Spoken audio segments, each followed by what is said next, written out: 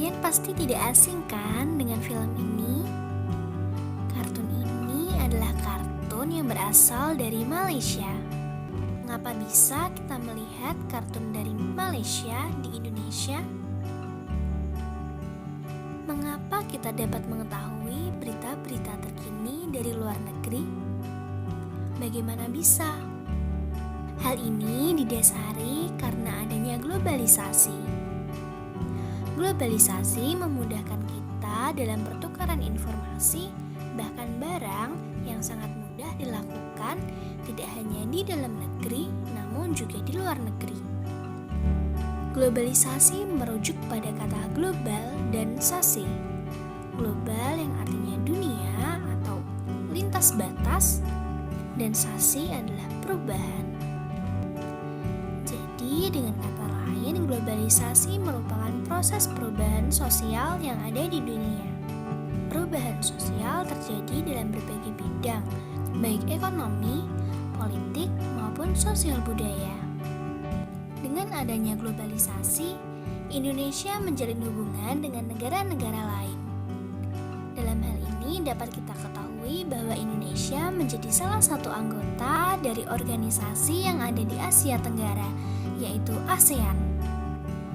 Kerjasama yang dilakukan di dalam keanggotaan ASEAN dalam berbagai bidang.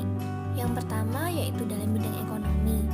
Indonesia dengan negara-negara Asia Tenggara mengadakan perjanjian perdagangan bebas ASEAN Free Trade Area atau AFTA. Di bidang sosial, terjadinya pertukaran pelajar atau mahasiswa, lalu memberi bantuan kemanusiaan pada negara yang sedang dilanda bencana atau konflik.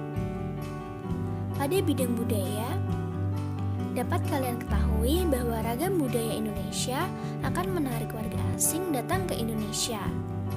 Pada bidang politik dan keamanan, negara-negara ASEAN saling menempatkan duta besar di setiap negara. Apa saja peran Indonesia bagi wilayah Asia Tenggara?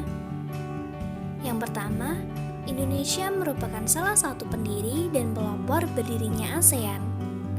Menteri Luar Negeri Indonesia yang menandatangani deklarasi Bangkok yaitu Adam Malik bersama dengan Narcisco Ramos dari Filipina, Raja Ratnam dari Singapura, Tanat Koman dari Thailand, dan Tun Abdul Razak dari Malaysia. Yang kedua, aktif menjaga perdamaian di kawasan Asia Tenggara. Hal ini dapat diketahui bahwa Indonesia menjadi salah satu penengah dari konflik Kamboja dan Vietnam.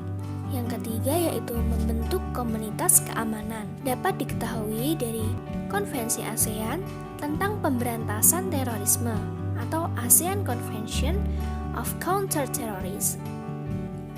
Kerjasama di ASEAN juga terlihat pada bidang ekonomi, di mana negara-negara ASEAN melakukan ekspor dan impor ke negara ASEAN yang lain.